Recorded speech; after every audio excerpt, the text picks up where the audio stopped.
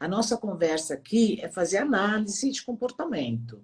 A gente não está dando notícia. A gente está junto aqui com vocês, analisando fenômenos da sociedade. Então, tá. Então, nós começamos com aquela história de Brasília, tá? Aí teve aquele caso, aí nós já comentamos o que aconteceu, aí já saiu o laudo psiquiátrico, aí a moça está em surto, está internada até agora, aí agora o personal está voltando ao trabalho, teve muito apoio. Porém, o que ninguém esperava e o que todo mundo quer entender é por que, Ricardo, o algoz dessa situação, digamos assim, né? O algoz dessa situação, de repente, está virando um superstar. Onde é que está o segredo de Tostines? Porque ao mesmo tempo que as pessoas... Que hoje, por exemplo, agora eu acabei de ver, eu não sei se vocês viram que ele falou, ele deu uma resposta e tal. Ele, primeiro, ele usa um linguajar, apesar de ser um linguajar erótico quando quer, mas normalmente ele se expressa bem, não é? Ele não é um cara que... aquilo que o Ricardo falou, ele troca, às vezes, alguma palavra, o sentido da palavra não exatamente aquele, mas ele usa palavras rebuscadas. Eu vi agora até que ele usou há pouco uma expressão de Shakespeare, que está aí bombando, aí o bafão da internet neste momento. É uma declaração dele e tal. Ricardo, as pessoas me perguntam, mas, Márcia, o que é que o povo está vendo? O homem tem fã-clube, estão tatuando a imagem dele. Tá uma loucura. Fizeram música para ele. Explica, Ricardo. Então, vamos lá. O que acontece? O que faz viralizar alguma coisa? Não necessariamente, né? Não adianta também você criar essa formulazinha, mas não ter... o Malcolm Gladwell, um escritor americano, best-seller, inclusive, ele tem um livro chamado Ponto da Virada. E é muito interessante que ele conta que você tem que ter alguns elementos, que são 5 elementos, para que a coisa estoure. E hoje está mais fácil. Quando ele escreveu, nem tinha rede social. Então era mais difícil. Mas era assim, são 5 elementos. Onde ele fala que você tem que ter a pessoa descolada junto com o vendedor, junto com o divulgador. Então ele consegue mostrar que qualquer coisa, pode ser um vírus, pode ser uma notícia, pode ser uma doença, não importa. Você tem que ter esses elementos que fazem com que a coisa difunda, a coisa tenha credibilidade naquilo que está se passando. Você tem que ter os que passem níveis, ou seja, você estoure bolhas e que aquilo tenha um ar, e aí que aqui cria uma história. E aí eu vou pegar essa parte que é muito importante. Quando você cria uma história, já é 30% para as pessoas se atraírem. Por que as novelas, por que as séries? Porque o seriado nada mais é que uma novela moderna. Tem muita gente que fala assim, eu não assisto novela, só série. Cara, série é a mesma coisa que a novela. É uma novela em série, moderna. Mas qual que é o modelo literário de uma novela? Você tem uma história contada em capítulos que, quando você está terminando um capítulo, ele já tem um gancho no outro capítulo. E aí o ser humano, no gene dele, ele não consegue se resolver se não tiver um fim. Então, é assim, eu preciso ter um fim. Se não tiver um fim... Você já percebeu o quanto que, às vezes, as pessoas buscam os corpos para enterrar? E o quanto, quando não enterra, sente um vazio, uma situação que parece que não terminou. Não houve o desfecho, né?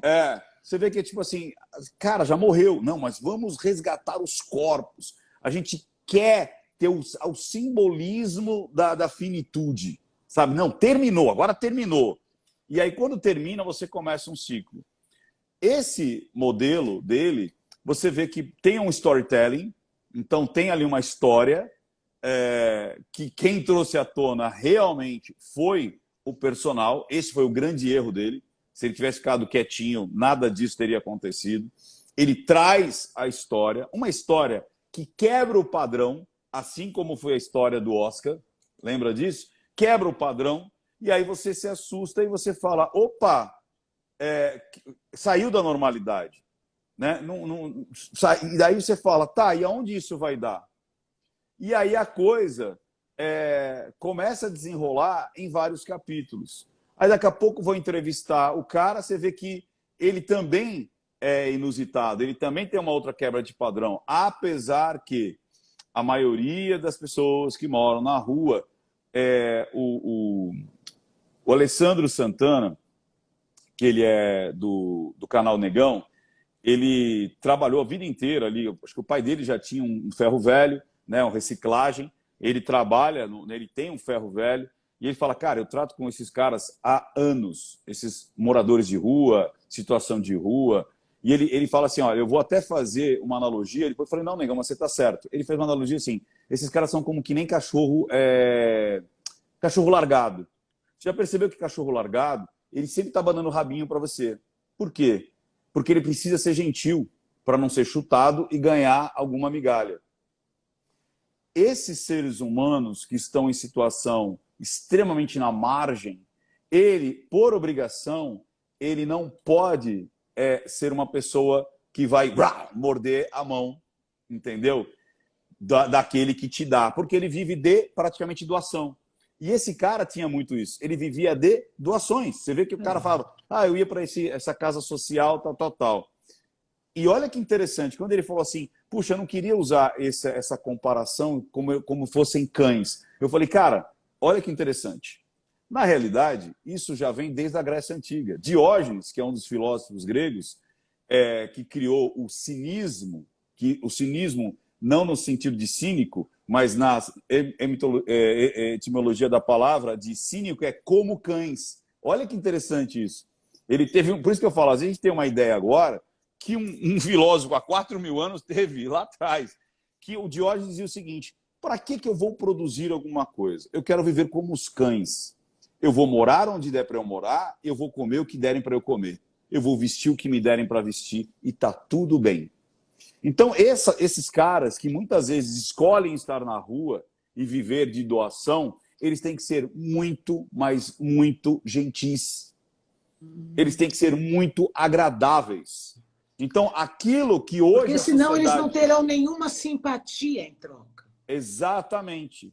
Por isso que o cachorro vira-lata é aquele que circunda, é aquele que abana o rabinho, que faz aquela cara de dó, de choro, para receber alguma coisa e não um pontapé.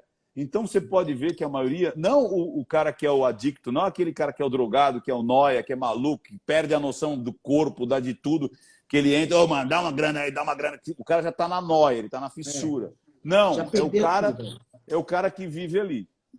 E aí, quando ele vem com aquela situação, olha, veja bem, estava eu ali às 9 da manhã com o meu amigo, e ele começa a contar uma história, tipo, sabe, lá de trás para chegar naquela situação. Então, olha que legal, a gente tem os elementos. A gente tem um storytelling muito doido, a gente tem uma quebra de padrão muito doida e a gente não tem uma finalização. Aí, por conta das redes sociais, você tem uma camada do quê? Do idiota útil. Porque, na realidade, o mendigo acredita que está estrelando, sendo protagonista. E, na realidade, quem está sendo protagonista é justamente a situação, e não ele. Ele é um elemento da situação. Lembra do Zina, do Pânico? Que as pessoas cataram o Zina e colocaram ele como se fosse uma pessoa extremamente diferenciada. Lembra aquela? Brilha muito no Corinthians!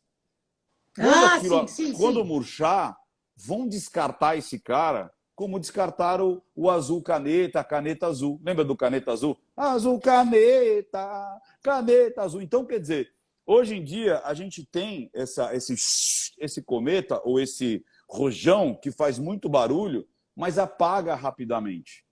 Por quê? Hoje é o assunto, né? Hoje é o assunto, né?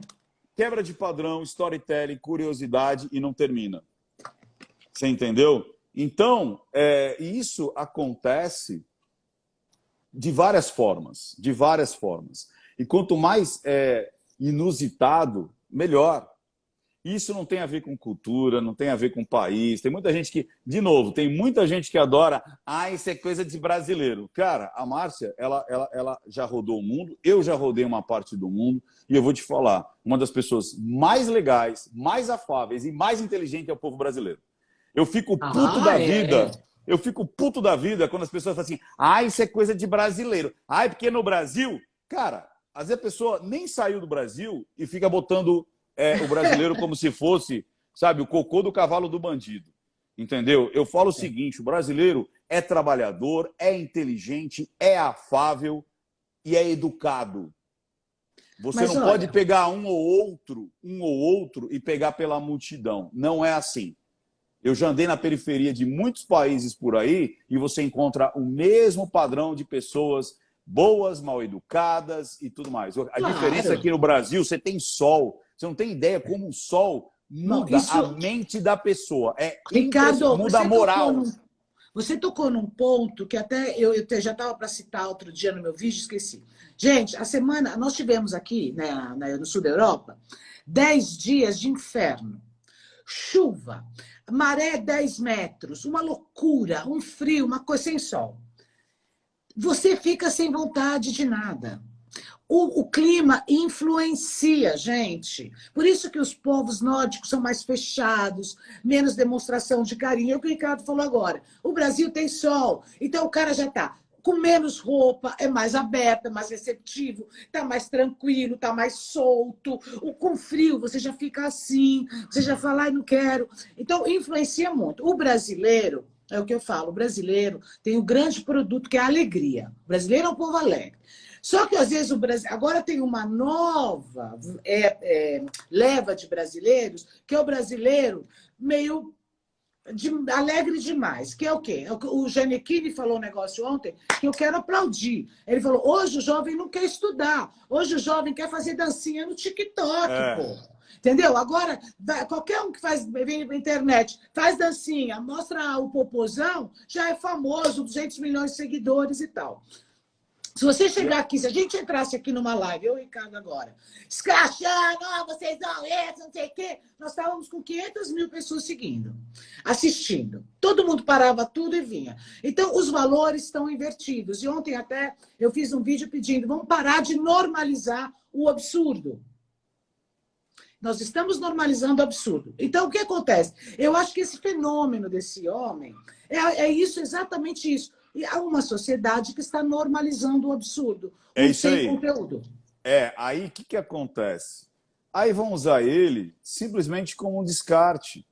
Ele é o bobo da corte, ele é o idiota útil. Na realidade, ele agora se tornou vítima dele mesmo. Entendeu? Daqui a pouco ele cai fora. Por quê? Ele não se sustenta. Ele mesmo não se sustenta. Ele nem quer isso.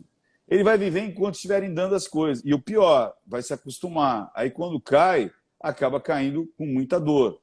Né? Aquela coisa, quanto mais sobe, a queda machuca mais ainda. Quando a gente fala agora da situação de você trazer para o escárnio, para a alegria, de novo, é essa coisa do sol, do país tropical, onde as pessoas são mais alegres, mais felizes, onde elas se convivem mais. Porque imagina, isso é cultural. Imagina você viver num país com menos 10, menos 20. Você não sai nem de casa. Aqui não. Então você sociabiliza muito mais. Você sempre está no bar, num bar aberto. Onde no mundo tem bar aberto, sem porta? Né? Qualquer lugar do mundo que você vai tem 2 portas para segurar o calor e tudo mais. Então é uma coisa que é difícil você encontrar em outros lugares. E aqui não. Aqui você tem o churrasco. Aqui você tem... Você entendeu? Então, é muito mais afável. O povo não tem dinheiro, mas pega uma caixinha e já tá. E aí, exatamente. Então, olha que interessante. Né? O que é legal quando você tira... Aí é o lance da normatização. Quando você coloca na cabeça do povo que ele é pobre, não criativo, que ele é massa, que ele é manipulável, que ele é subproduto, que os outros países são bons e aqui não é, e aí você começa a destruir família, destruir propriedade, destruir religiosidade, o que sobra? Sobra a sua parte política, sobra o partido. Nada é por acaso. Porque até a década de 60, você era patriota. Aí houve uma inversão. Olha, ser patriota é feio. ter uma unidade, de ter orgulho da pátria, da bandeira, do hino, é feio, é ridículo. Então você quebra a unidade do patriota, ou seja, você amar a tua terra, aonde você nasceu, aonde você... E aí as pessoas começam a... Ah, então eu não posso amar minha terra porque é ridículo. Ah, eu não posso amar minha família porque é nonsense. Ai, que coisa. Ah, eu não posso ter uma religiosidade porque é ridículo. Então sobra o quê? Sobra que vira um subproduto. E aí essa pulsão você tem que jogar em alguma coisa. Fica vazio, pega, né? E você se pega a qualquer coisa. Exatamente isso. Qualquer coisa. E aí, qualquer coisa vira ídolo. Qualquer coisa vira essa situação. Então, de novo, não é uma coisa... E eu falei isso na jornada, na Semana da Verdade. Será que algumas ideologias elas apareceriam como verdade natural ou foram impostas? Vamos lá. Será que você mudaria? Vou fazer uma pergunta aqui para a galera aqui, né? Olha que interessante. Se você fizesse uma terapia diária, todos os dias, 365 dias por ano, 7 dias por semana, e todo dia ali marcadinho ali, né? Você teria a chance de mudar a sua cabeça? Você mudar conceitos que estão na sua cabeça? Imagina, muito provavelmente sim. Pois é isso que acontece quando você assiste uma novela, um telejornal. É a famosa lavagem cerebral. Porque você vai mudando pautas que talvez naturalmente ela não apareceria na tua vida. Aí você assiste o mesmo telejornal, você assiste o mesmo canal, a mesma novela. É uma terapia diária. Diária. Olha que loucura. É uma influência externa que, obviamente, gente, você é aquilo que você vive. E aquilo que você come. É isso aí. Então, quando você vê... por que as pessoas estão com pavor, né? Por que os líderes mundiais estão com pavor das redes sociais? Porque inverteu a situação. Hoje, você faz o quê? Você consegue se comunicar além da mídia tradicional. Você entendeu? Hoje todo mundo se comunica. Exato. Agora, o que é legal, de novo, para manter o povo de uma maneira... Porque é o seguinte, muita vezes assim, o brasileiro é carente, por isso que ele está assim. TikTok é uma onda mundial. Nem começou no Brasil. Então, essa onda... Infelizmente. Olha, gente, só falar uma coisa. Só um parênteses. Eu estava em Dubai, no final do ano, no Burj Khalifa, que é o edifício mais alto do mundo, Réveillon, tá? Então, a gente foi participar do Réveillon, porque eu estava lá. E aí, começa a contagem. Escuta isso, Ricardo.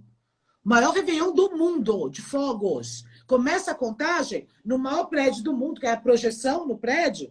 Aí, antes de começar a contagem, TikTok, TikTok. Olha o poder desse negócio, gente. E olha que loucura. Quanto mais idiota a massa for, quanto mais fácil você não pensar nas coisas grandes e só pensar nas coisas pequenas, você fica muito mais fácil manipulável. Claro. Então, você, quando degrada a educação, quando você ridiculariza a educação, quando você ridiculariza a ordem, quando você ridiculariza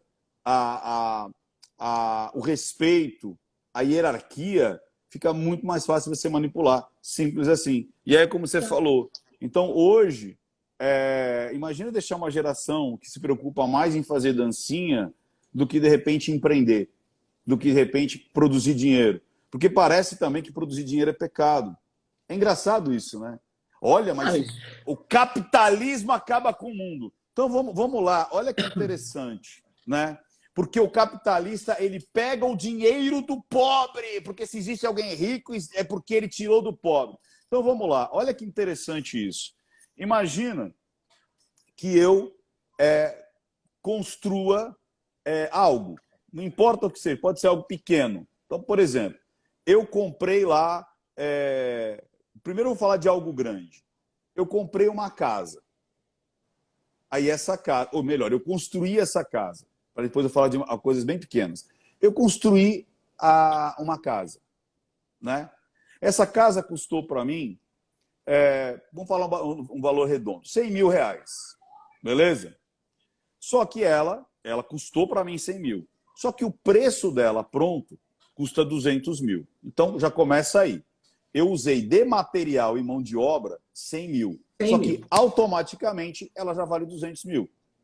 Por conta do quê? Porque eu empreguei dinheiro e eu fiz. Então eu já gerei 100 mil reais sem tirar de ninguém. Aí você me compra essa casa, Márcia. Olha a mágica agora do capitalismo. Você me compra essa casa por 200 mil, não é isso? É, Aí você tem um bem na sua mão que vale quanto? 200. E eu tenho 200 mil reais na minha mão. É. Eu acabei de multiplicar por 2. Ou seja, na hora que eu te vendo, você tem um bem na tua mão de 200 mil e eu tenho 200 mil em grana. Olha que loucura. Da onde eu tirei de um pobre? Nunca. É a mesma coisa a Dona Maria. Dona Maria compra lá farinha, compra ovo, aí ela compra carne moída. Ela faz uma coxinha. Ela gastou naquela coxinha R$ 1. Só que a percepção das pessoas fala, essa coxinha vale R$ 3. Então, primeiro, eu já produzi de R$ 1, eu transformei em R$ 3. Simplesmente porque eu transformei em ingredientes. Ingredientes separados, ou seja, o cimento separado, o tijolo Isso separado. aqui tudo vale isso, mas o produto final disso já é uma outra coisa. Exatamente. Agora, a coxinha, quando a Dona Maria vende, aquela pessoa tem uma coxinha de R$ 3, não é isso? E automaticamente ela tem R$ 3 na mão dela. Ou seja, ela fez a mágica de multiplicar o capital. Produzir dinheiro é uma das coisas mais legais e mais loucas que existe no mundo. Olha que legal. Só que, se você faz as pessoas ganhar dinheiro, ela fica cada vez menos dependente de quem? Do Estado paternalista. Mas, gente, é o que eu falo. Gente, o socialismo é uma coisa perigosíssima. Ele te dá... Você pensa que tem uma vantagem de ter um apoio. Ai, mas o governo me dá isso. Ai, mas o governo me dá aquilo. Só que ele te toma muito mais. Ele te toma a liberdade de pensar e de crescer. Porque com o regime socialista, você vai só até aqui. Daqui para lá, você não passa. Você não pode. Você nem pode. Você não tem nem o direito de crescer. Se você passar, o que vai acontecer? O cara que está no poder, ele começa a perder o poder. Então, você não vai passar. Então, assim, olha, querida, você tem o hospital, você tem a comida, você tem isso. O que você quer? Você só quer o básico para viver?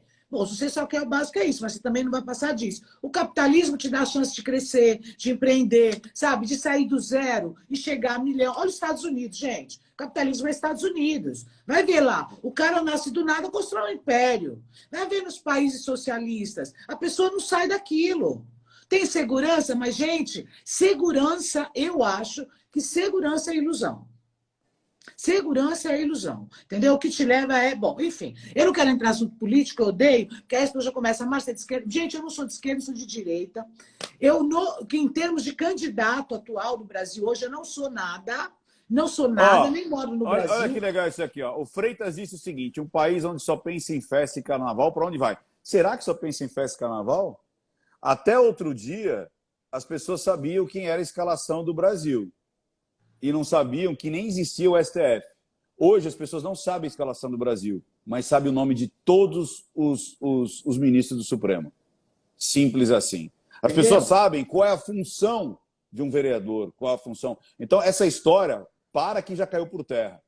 As pessoas no Brasil são politizadas, só que elas foram acreditadas que não valia a pena ser politizada. Não valia a pena você não só votar, mas como você exigir daquela pessoa que você votou. Simples assim. Ô, gente, então, para com essa loucura de acreditar que Brasil é só carnaval e festa. Não é, não. Não é, não. Tanto é que na pandemia, e todo mundo falando fica em casa, o pessoal fez o diabo para trabalhar. O pessoal fez o diabo. Enquanto muitos países o cara realmente ficou lá trancado, a galera falou, eu preciso trabalhar, eu quero trabalhar, eu vou trabalhar, eu preciso produzir, porque as contas não param. Então mas aí eu queria fazer um parênteses. Tem que parar com essa lavagem cerebral de acreditar de novo que brasileiro é vagabundo, que brasileiro não trabalha, que brasileiro... Pelo contrário, a mas a maioria esmagadora dos brasileiros são trabalhadoras, são honestas, são pessoas que querem produzir o seu próprio dinheiro, querem tomar conta da tua vida, querem ficar independente de alguém que lhe mande fazer coisas ou que digam o que você pode dizer ou não. Você sabia que eu estava falando lá na minha live sobre a... Olha que interessante, Márcia. E já saiu um estudo sobre isso. Na Europa e nos Estados Unidos saíram 2 estudos sobre isso. Vamos lá. Eu tenho 50 anos. Na verdade, eu tenho 52 anos. 2 anos para mim de pandemia, 2 anos de reclusão, representa quanto na história da minha vida, de impacto? 3%. 3%. Se eu tiver 20 anos, quanto que representa esses 2 anos de reclusão? 10. Né? 10%. E numa criança de 4 anos? Nas minhas filhas. 50% da vida dessas crianças minhas filhas foram surrupiadas. Elas foram roubadas, porque a infância ela não para na pandemia. De 0 a 7 anos é onde você cria os principais regras, experiências sobre carinho, emocionais, a memória emocional, resiliência, perdas, ganhos, competições, perceber que uma pessoa está triste, que o amiguinho está triste, que você foi mal com ele, ele chorou, e aí você fica com compaixão, que bateram em você, mas você pode perdoar até aquele que te bateu quando pede desculpa. Ou seja, na primeira infância é onde você cria a criatividade, a inovação, onde você perde a timidez. Então, é onde você cria laços, inclusive, para a vida inteira. Porque você começa a aprender a fazer amizades, compartilhar os seus brinquedos, os seus cadernos. Você começa a ter horário. Você cumpre horários na escolinha, você tem tarefas, você tem notas, avaliações. E olha que loucura. E você tirar 50% dessa experiência na vida dessas crianças, não volta nunca mais. Nunca mais. Nunca mais. Nunca mais. E agora sabe o que está acontecendo? Olha que loucura.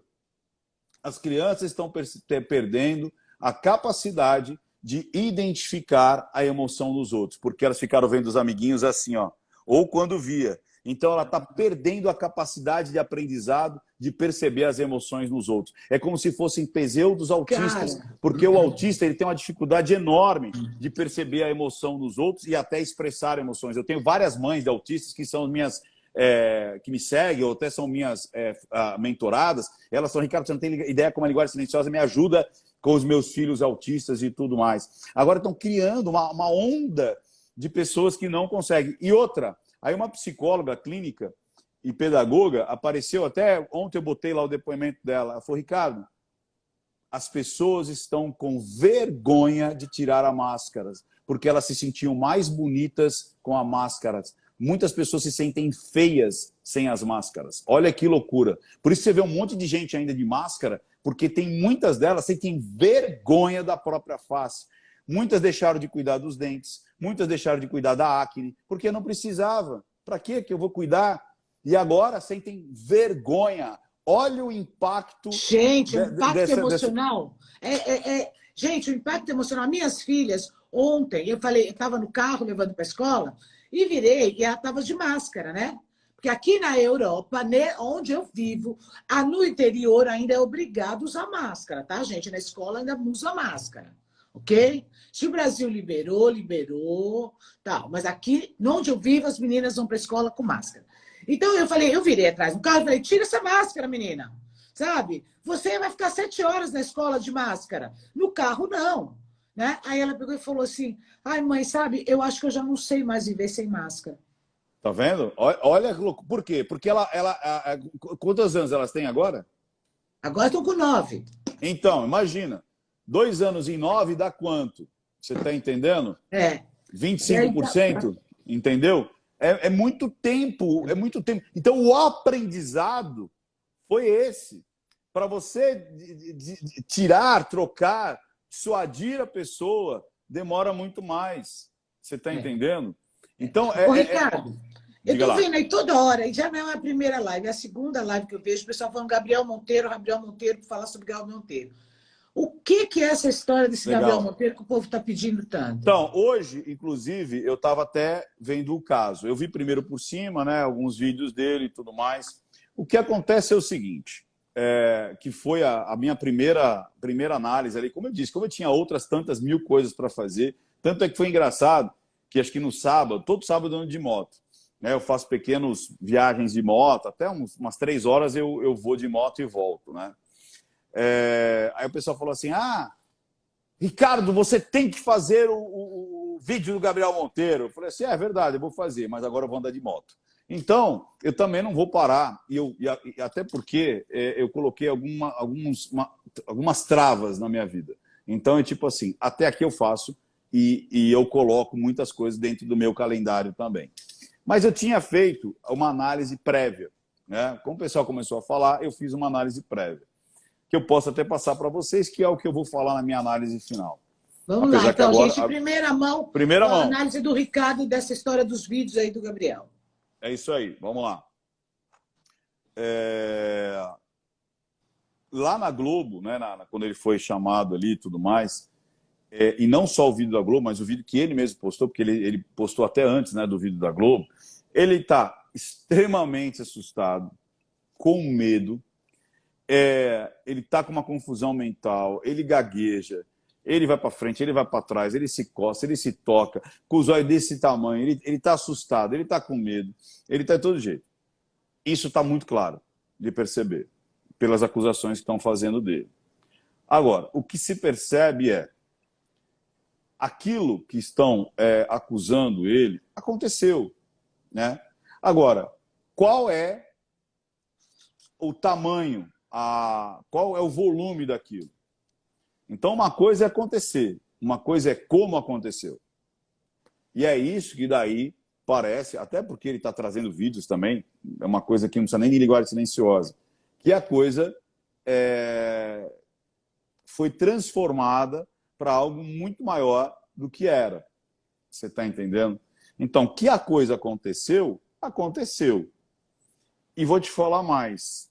Tem muita coisa ali de tipo, transou, não transou, fez, não fez brincadeirinha e tudo mais. É um grande erro de quem? Isso que eu vou falar aqui em primeira mão e eu vou falar lá no meu vídeo. Sabe qual que é o problema, Márcio? Muitas pessoas adentram no mundo corporativo e não têm ideia que ali existem regras, que ali ou deveriam existir, né? Ou melhor, as regras existem, elas deveriam ser cumpridas, que é o seguinte. Primeira delas, assim, a mais básica de todas. Dentro da empresa, você tem cargos e não amizade. Você pode estar mais afável a um, a outro, mas você tem cargos e não amizade. Mas eu posso ter uma amizade com meu funcionário? Pode, fora do trabalho. Pra você ter uma ideia, tem muitas empresas que eu já treinei que no estatuto da empresa não se pode ter casais. Olha que loucura. Claro, muitas empresas. As pessoas até, tipo assim, você não pode ser chefe da sua mulher, a sua mulher não pode ser chefe do seu marido, você não pode ter um subordinado ao outro. Eles fazem até mudar de seção para que não tenha contato hierárquico. Sim, senhor, mas isso é muito comum, gente. Muito comum, e as pessoas nem sabem. Então, tem muitas... Por quê? Para justamente você não misturar as estações. Então, olha que interessante. Como eu nasci dentro de uma loja de calçado, eu já ouvia desde o meu avô falando, que era tipo assim, aqui dentro... quer ver uma coisa legal? Posso falar um ditado feio? Já sei qual que é. Onde se ganha o pão? O meu avô falava muito assim, não é meu avô, até, isso é um ditado popular, né? Onde se ganha o pão, onde se ganha o pão, não se come a carne. Ditado diz que até de português deve ser. Né? Então, porque eu via isso muito. Então, essa é a primeira coisa, que quer dizer o seguinte, não pode ter relacionamento dentro de uma empresa. Primeira coisa. Segunda coisa, que é extremamente importante, você tem que cumprir aquela... Por exemplo, empresas familiares, é difícil você, às vezes, não ter um parente trabalhando com você e tudo mais. Os meus amigos, às vezes, ficavam assim, não impressionados, mas eles estranhavam quando meu gerente, veja bem, ele era o meu gerente, eu era dono da loja, o meu gerente era meu tio, né? E aí, quando eu ia mexer no caixa, eu dizia assim, tio, o senhor pode fazer um vale para mim de R$ 50? Ah, peraí. Ele fazia o vale e me dava R$ 50. A pessoa fala assim, você não é o dono da loja? Eu falei, sou. Por que você não pegou? Eu falei assim, o caixa é dele. Claro. Eu não sou responsável pelo caixa. Se faltar dinheiro, é ele que vai ter que repor. Certo. Então, se ele der um troco errado, o problema é dele. Não é a casa da mãe Joana, né? Se eu mexo no caixa, acabou. Deu algum problema? Ah, mas não só. Então, você tem que... Outra, que já é uma coisa até minha. Eu nunca tive o hábito, isso eu aprendi, acho que com meu pai, com meu tio, com meu avô, de chegar beijando todo mundo. Sabe esse negócio de, tudo bom dia, não sei o quê. Eu não tenho. Você está entendendo? Eu não tenho. Eu sei, aí pessoal, beleza, beleza? Então, contatos, sabe? Contatos físicos, brincar. Brincar, eu até brinco. Né? Eu encho o saco do pessoal aqui todo dia, toda hora. Eu encho o saco, eu brinquei, mas eu não tenho contato físico. Não há toque, não há abraços. Para não ter promiscuidade, né? Exatamente. Outra, eu sempre aprendi o seguinte, você vai falar, por exemplo, com uma pessoa, a porta sempre tem que estar aberta da sua sala. Nunca fechada. Porta sempre aberta. Se é algo que não é sigilo, que tenha mais uma pessoa na sala. É algo sigiloso, é um feedback, porta aberta. Tanto é que tem muitas empresas hoje que não tem mais sala. Você já deve ter percebido, empresas mais modernas não tem nem sala, não tem parede. Um grande lounge. Tudo amplo, ou muitas vezes quando você quer fazer alguma coisa mais reservada... Mas tem o vidro até a metade. É de vidro. Exatamente. Para quê? Para não ter essa situação. Então, eu sempre chamei as minhas pessoas na minha sala, sempre de porta aberta. Aí, vamos lá. O que acontece com esse cara? O cara, muito jovem, aí se relaciona com as funcionárias. Aí, daqui a pouco, leva as meninas para fazer festinha dentro da casa. A casa também era onde fazia a produção. Aí era aquela bagunça. Eu estou no momento de festinha ou eu estou no momento de trabalho? Eu inclusive, quantas e quantas vezes... Quando eu era casado, quando eu namorava, eu era casado, a gente ia jogar bola, ia para o barzinho, e papapá. Mas antes, até de você falar assim, cara, ficar bebendo até altas horas, sair junto e tudo mais. Só que, quando chegava dentro do trabalho, era trabalho. Então, eu tinha funcionários que eu ia jogar bola com eles, ia beber com eles, ia ver jogo do Brasil, ia. E brincava. Também. Acabou. Eu com a minha produção. Minha produção, então, viajava com a minha produção. Final do ano, eu levava minha equipe mais próxima de produção para viajar comigo, para qualquer lugar que eu fosse. Chegou na produção, trabalho. Lá fora somos amigos. Você entendeu? Agora, então, Ricardo, eu vi muita gente falando... Então, mas só para fechar. Só para fechar. Então, ele... você percebe que ele confunde muito. Então, era tipo, mas não tinha horário para trabalho, porque era confuso. Era promíscuo. Tipo, promíscuo, ou era confuso, ou era hora de trabalho. Por quê? Porque estava tudo muito junto agora. Entendeu? Então, agora, vai dormir, não vai dormir, vai comer, não vai comer, está dentro de casa, está fora, vamos para lá, vamos para cá. E esse é o problema. Entendeu? Então, as pessoas não percebem que você tem que separar o que é trabalho e o que é diversão. Você pode até ter um coleguismo ali, ou até ser amigo do seu funcionário, mas tem um momento. Você tem que ter essa divisão. Empresa, você tem funções, você tem cargos. Fora é outra história. Quando você junta isso, é igual o exemplo que eu dei do caixa. Se você usa o caixa como uma extensão do seu bolso, já era, acabou. E na parte comportamental é a mesma coisa. E o que eu percebo ali foi isso. Eu percebo que foi um moleque novo que misturou vida pública, vida privada e vida de funcionário público. Você entendeu? Ou seja, o cargo dele público. Misturou os três Aí deu no que deu. Sim, mas aí é que tá. Misturou e efetivamente fez o que está sendo acusado ou misturou e pareceu ter feito e não fez? Por quê? Porque eu vi muitos comentários embaixo de tudo que saía dele, as pessoas falando assim: ah, tá vendo? Estão armando para ele por causa de ano eleitoral, que não sei o quê. Porque o povo também, quando quer defender, fica assim, né? Ai, tudo estão armando, ai, tudo é pessoal que não quer, blá, blá, blá. Aí, o que eu percebo é que as pessoas estão assim, mas, gente, houve mesmo algo condenável ou não? É aí que eu falo, de novo, mistura vida pública, vida privada e a vida do servidor público. Então, por exemplo, mas ele fez a menininha falar lá e tudo mais. A gente sabe que, muitas vezes, você tem que instruir a pessoa que ela vai falar. Então você já falou, mas como é que é? Como é que não é? Eu não estou defendendo ele, mas ali fica realmente ambíguo. Será que foi, vou forjar aquela situação ou eu vou bater o briefing com aquela pessoa ou aquela criança ou e tudo mais? Que ficou feio, ficou. Porque era assim, agora você vai falar que não tinha o que comer. Ai, tio, hoje eu nem tinha o que comer. Cara, ficou horrível uma situação dessa. Entendeu? Você usar uma criança para bater briefing, não se bate briefing com criança. Você entendeu? Sabe, a criança tem que ser espontânea. Deu, não deu, não deu, amigão. Quer ver um caso extremamente específico, onde você percebe, primeiro que um cara é o gênio. Né? As pessoas não têm ideia da genialidade do Silvio Santos. As pessoas não têm ideia. As pessoas acreditam que o Silvio Santos é só um apresentador. Não, o Silvio Santos é um baita de um gênio na comunicação e no empreendedorismo. O cara é um gênio.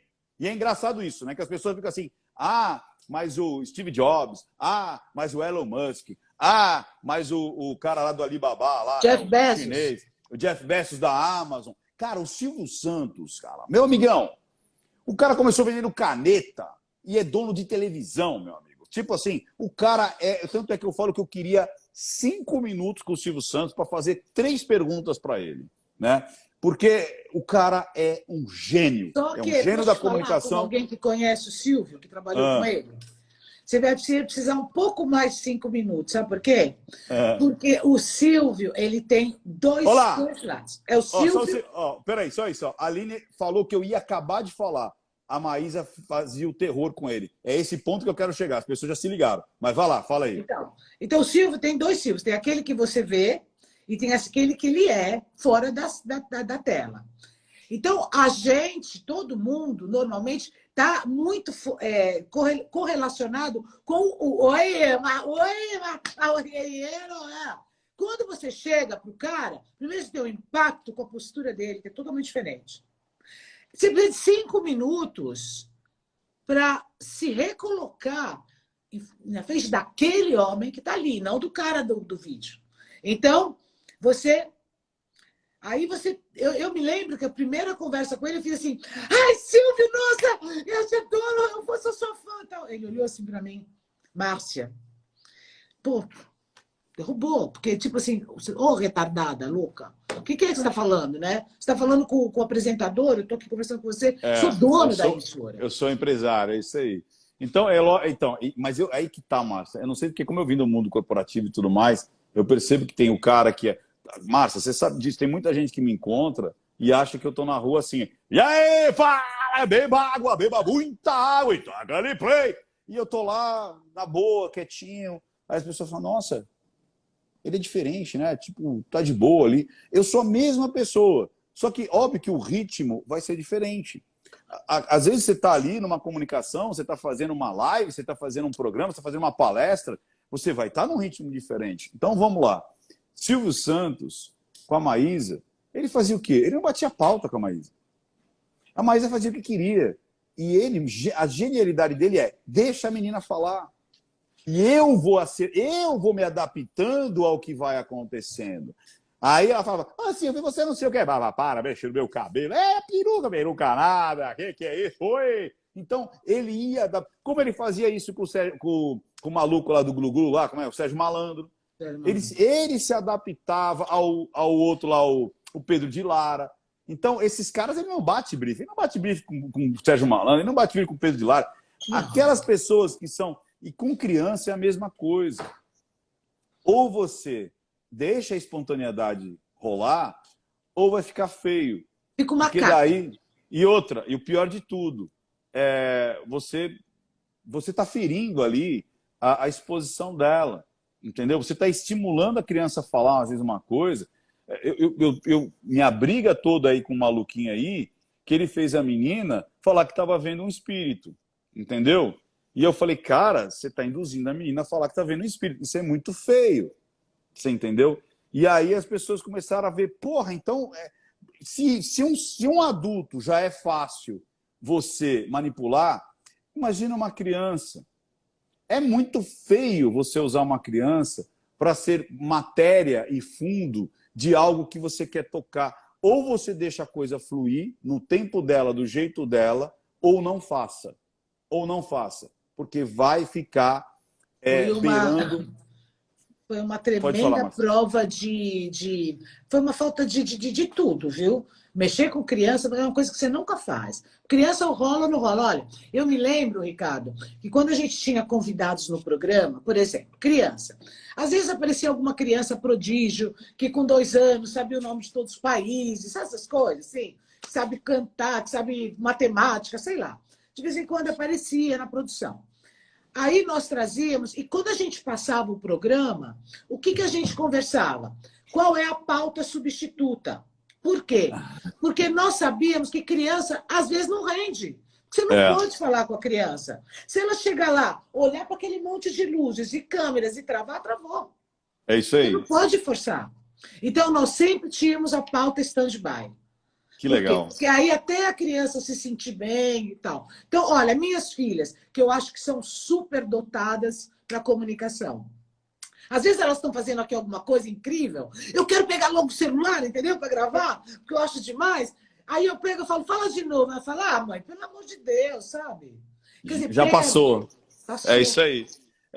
Então, aí voltando ali ao Gabriel Monteiro, é como eu falo, ele fez coisas ali que tá claro que ele fez, até porque ele se assusta, ele fica com medo e tudo mais. Aí a gente fala até onde aquilo foi um crime, até onde aquilo foi nonsense, até onde aquilo foi falta de maturidade em saber o que era mundo corporativo, o que era vida privada e o que era o funcionário público. É isso que muitas vezes essa galera não percebe, não entende. Porque, e principalmente quando dá essa tríade aí, youtuber, que depois vira funcionário público e depois quer ter a sua vida privada. Não dá. Márcia, você sabe uma... Olha, eu falo assim que eu tive uma educação privilegiada, sabe? Eu fico muito feliz. O meu avô... Olha, o que a gente era perto do que a internet, né? Não era nada, era um grãozinho de nada. Mas a gente tinha uma loja conhecida naquele bairro. Naquele bairro. Mas era uma loja conhecida naquele bairro que o nome da loja era o meu sobrenome. Vai vendo o que meu avô me falou. Vai vendo. Então a loja chamava Casa Aventura. Não sei nem se tem alguém aí da Vila Maria das Antigas aí vai falar assim, porra, é isso. Era a primeira loja de calçado da Vila Maria. Foi a primeira, em 1941. Não, em Vila Maria, 41. Foi em 1941, a primeira loja de calçado. Meu avô veio de Portugal, pro Brás, sapateiro. É uma história até bonita. Olha que loucura. Meu avô, ele conheceu minha avó lá na aldeia, lá em Portugal, em Olmos, Macedo de Cavaleiros. Então, uma aldeiazinha de Macedo de Cavaleiros, lá na região ali do Douro, ali pro interiorzão. Traz os Aí, montes, pá. traz os montes, Macedo de Cavaleiro. Aí, o meu bisavô era um charopeta, ele era marinheiro, e ele cata a minha bisavó, pega a minha avó e vem pro Brasil. Ah, vou pro Brasil. E eles namoravam. Meu avô namorava com a minha avó. E eles se separaram, né? Aí meu avô trabalhou 2 anos para juntar grana, para pegar um barco e vir atrás da noiva, da namorada dele. Aí eles casam. E aí ele começa lá ser sapateiro lá no Brás, lá no Pari ali. Aí depois ele consegue alugar um pontinho na Vila Maria e abre a primeira loja de calçado dele ali. Ele consertava e vendia sapato ali na Vila Maria. E chamava Casa Aventura. Aí vai vendo. Aí um dia chegou um cara e falou assim, ó, você para de tocar a campainha da minha casa. porque eu era moleque. Então, quando eu voltava da escola, eu passava tocando a campainha das casas. Né? Blim, blim, blim, blim, blim, blim, só para tirar um barato. E aí, esse cara entrou e falou assim, ó, você para de tocar a campainha da minha casa. Aí meu avô chegou e falou assim, não, ele vai parar. Ele vai parar. Aí, beleza, beleza. Aí meu avô catou a minha mão, olha que loucura, me levou para fora da loja e falou assim, o que está escrito aqui? Ele falou assim, eu falei, Casa Ventura. Ele falou assim, você é um Ventura. Então, além de você ser você, você tem um nome a zelar, que é essa loja aqui. Então, você quando faz bagunça por aí, não é só você que está fazendo.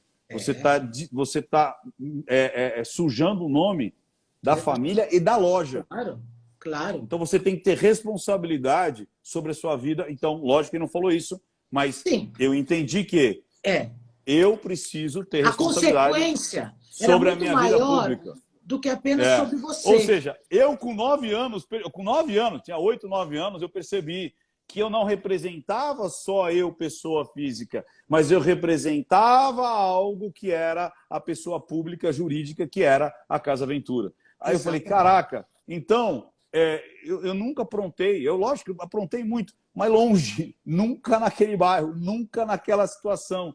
Por quê? Porque eu tinha algo de institucional grudado na minha figura.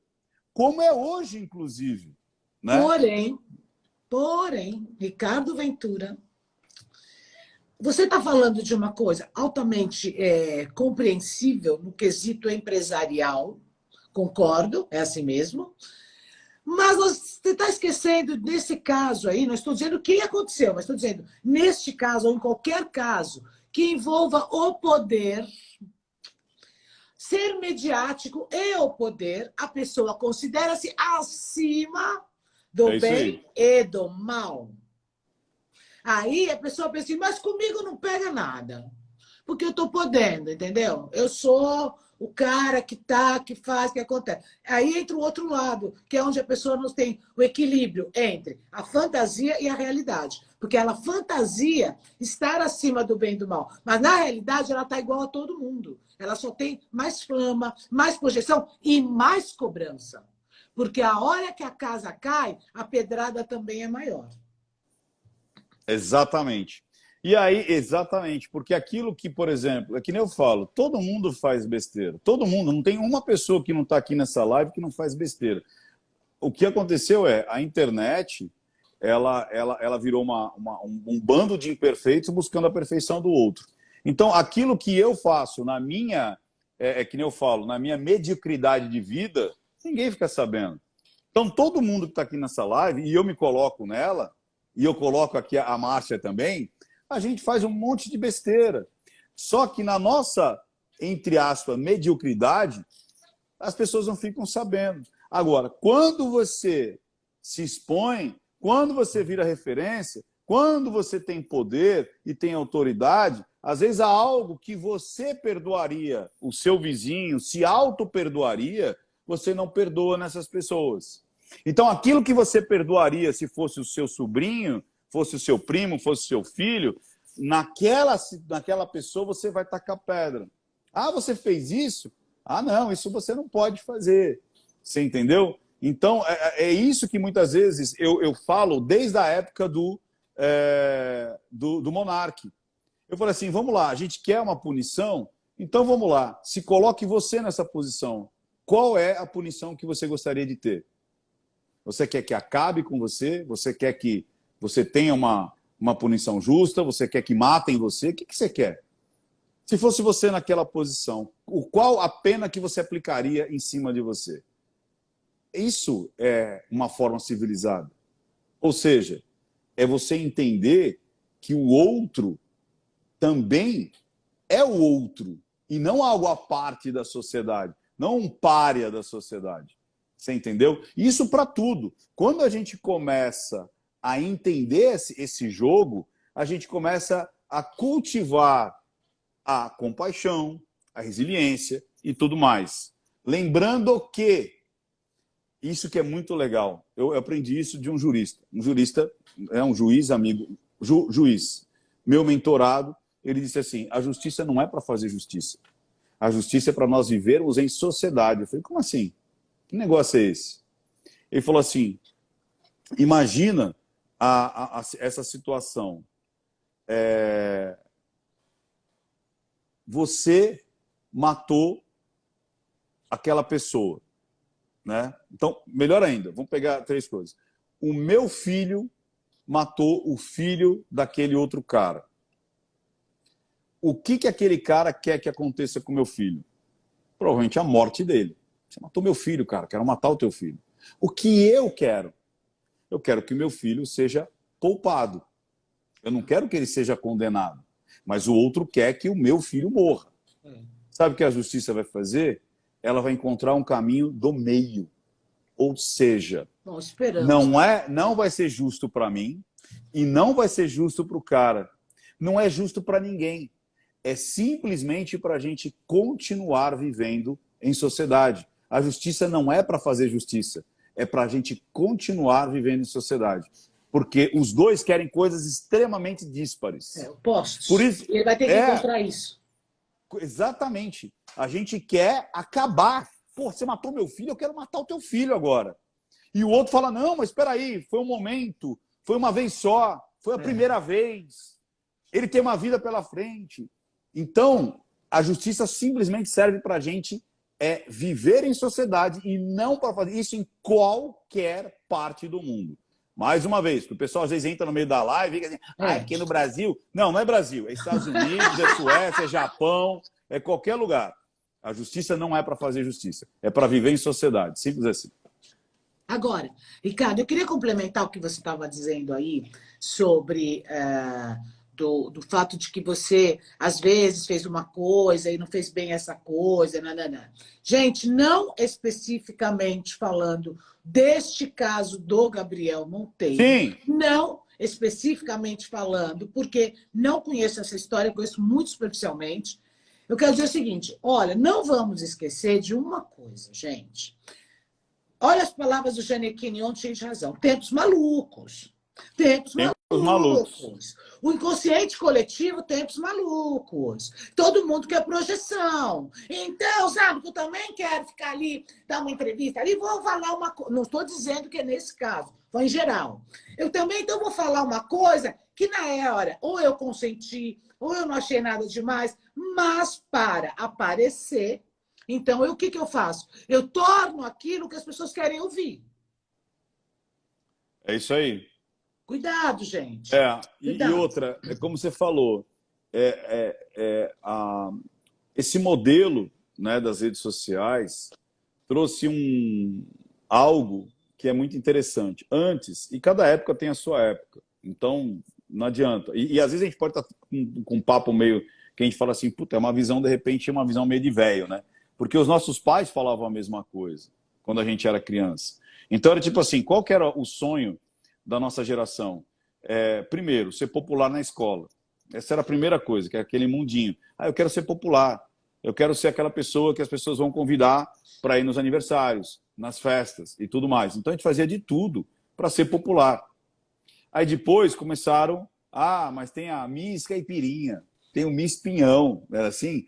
Tem a Miss Primavera. Olha que porra louca, né? E a gente queria ser... velho, Ricardo. E a gente quer ser a Miss Caipirinha, o Miss Pirão, a Miss Primavera, você entendeu? E aí aquela coisa começa. Aí daqui a pouco alguém fala assim, puxa, eu queria fazer uma propaganda na televisão.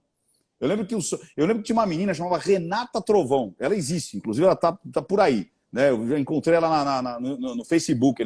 Ela, não sei se você lembra, Márcia, era um iogurte, e ela comia o iogurte e as trancinhas levantavam. Renata Trovão. Vocês vão ver se o pessoal velho aí da live tá. Ela falou, e esse aqui é bom? Ela, e esse aqui é bom? Aí quando acho que era o Nestlé, as trancinhas levantavam. Essa menina era da minha sala, né? Ela sentava do meu lado. Cara, era uma estrela. Ela era uma estrela, porque ela faz propaganda. Ela faz propaganda. Por quê? Porque ela parecia... Porra, eu comprava a revistinha, ela tava na porra da capa da revistinha. E eu falava, eu sou amiga da Renata Trovão. Então, agora imagina isso nos dias de hoje, né? É. Você tem o TikTok, então você pode ser... O que é isso? É a vontade da fama, é a vontade de ser reconhecido, é ser a Miss Caipirinha. Só que em vez agora de ser a Miss Caipirinha, eu sou TikToker, eu sou Instagrammer, né? Eu sou Snapper, Snapchatter, e assim vai. Influencer, né? Influencer. É a mesma coisa, é a mesma coisa, só que com uma proporção maior. Só que é como você falou, por ser uma proporção maior, né, o que acontece? Você tem uma responsabilidade maior e você tem pedras maiores também. Você tem pedras maiores. Então, do mesmo jeito que você tem louros, né, maiores, você também vai ter pedras maiores. Claro. E isso talvez a psique não esteja preparada. Não esteja preparada para aguentar esse baque. Para aguentar gente, essa... Tudo tem preço na vida, tá? Então não vem falar. Você pensa que você vai... eu quero ser influencer, 200 milhões de seguidores, vou fazer a dancinha e tal, e todo mundo vai me seguir, vai me amar. Não, primeira escorregada, na mesma proporção você vai tomar. É normal, é assim. Tudo tem o mesmo preço, o mesmo valor. Então, as pessoas também, para aparecer, exageram nas situações. Como essa menina, você viu também foi dar um beijo nele? A menina é super viu, gatinha, gente? super bonitinha, tem 1,2 milhão, e aí acho que ela faz OnlyFans. Isso também, Márcia, até a romantização e a glamorização da promiscuidade e da pornografia. Total. Muitas meninas estão fazendo OnlyFans. Você sabe o que é OnlyFans, né? Então, e elas estão vendendo ali fotos íntimas, vídeos íntimos, como se fosse a coisa mais natural do mundo. E é uma coisa muito louca, porque tudo que vai para a internet nunca mais morre. Nunca mais morre. Nunca mais. Mas nunca mais morre. Então tá uma glamorização. Cara, eu cansei de falar isso lá atrás. E eu abri agora, porque pegaram um trecho meu do Danilo Gentili e já tinham falado. Aí eu falei, eu vou dar uma olhada no TikTok. Fazia tempo que eu não entrava no TikTok. Cara, aquilo virou tipo um... Eu não sei, cara. Virou... meninas extremamente seminuas, ou de biquíni, ou sensualizando o tempo inteiro. Então é tipo assim, e aí? Então as dancinhas nada mais é que um pano de fundo para você mostrar ali o seu corpo, entendeu? E aí o que me dá uma coisa na cabeça e aí? Qual que é o limite disso? Né? Será que para onde a gente vai? Como o próprio Gianecchini falou, tempos muito loucos e cada vez pior. Então, você sabe que essa pulsão da psique, o Jung já falava lá atrás. Quando você está batendo no teto, vem alguma coisa e dá uma rasteira para você baixar a bola. Eu acho que a gente já foi... Mas olha o COVID, um absurdo. olha o COVID, que não aconteceu nada. Sabe, está indo para uma doideira que as pessoas estão... percebendo que isso é muito efêmero. E tudo que é muito efêmero te traz dor e sofrimento. Então, vamos lá. Vamos tentar resumir aqui. Tudo que é muito efêmero te traz dor e sofrimento. Vamos lá. E isso é tão basal na história da humanidade, na psique da humanidade. Jung falava muito disso, né? Dos mitos e dos contos de fada. Vamos lá. 3 porquinhos. Qual que é a lição dos 3 porquinhos?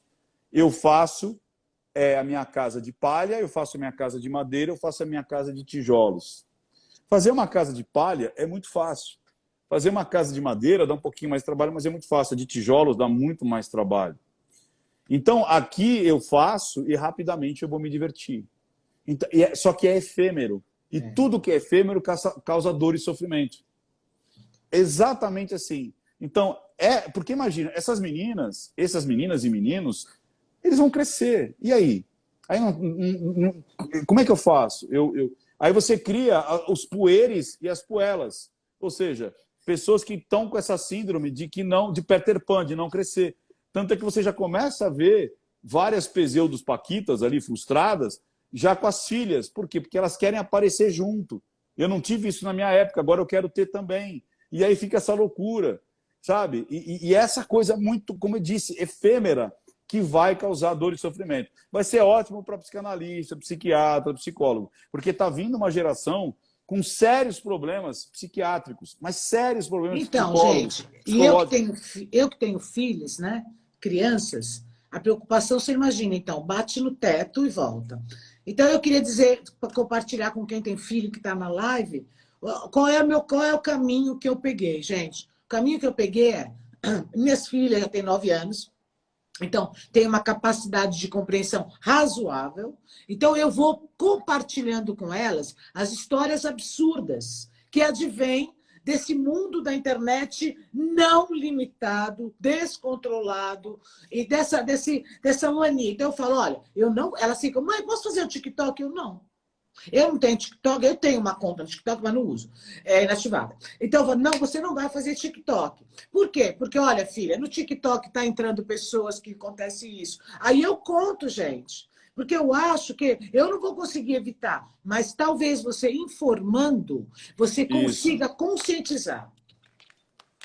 É exatamente isso, né? É você mostrar os outros lados. E, mais uma vez, mas precisa ter o outro lado. O que aconteceu é que nos últimos 50 anos, mais uma vez, a ordem, o patriotismo, a religiosidade, a família, o tradicional foi Caiu, ridicularizado. Foi ridicularizado. Foi ridicularizado. ridicularizado você ser honesto, foi ridicularizado você amar a sua pátria, amar as instituições, amar a família. Você buscar o seu religar e buscar a sua fé. E parece que é uma normatização que, tipo assim, mas qual é a prova que Deus existe? Pois é, se tivesse uma prova, ele não seria Deus, porque Deus não é humano. As provas que você põe são provas concretas. Todo mundo Deus duvida, não é concreto. Né? todo Deus mundo não é duvida. concreto. Exato. E Todo aí, mundo duvida da existência divina, mas basta o bicho pegar, ai meu Deus, me ajuda, né? Então, quer dizer, duvida, mas até a hora que o bicho pega. Agora, Ricardo, por exemplo, isso que você está falando, que agora a gente não tem mais, virou feio, brega ter família, sociedade, valores, igreja, tudo isso. Eu, por exemplo, quando eu comecei com essa história de falar, gente, vamos parar de normalizar o absurdo, né? Não normalizem o absurdo. Claro, muitas pessoas concordaram comigo e muitas, sabe o que disseram? Vai, sua velha esquecida, você não tem o que falar, entendeu? Quer dizer, o povo ainda se revolta com você, porque acha que é um absurdo você falar de valores. pois é, pois é. E outra, o que é mais interessante parece que essas coisas são coisas chatas, boring, né? Demodê, cafona. Cara, porra, acho que o cara, sei lá, eu convivo com pessoas que acreditam nisso tudo que eu tô falando e a gente se diverte pra caramba.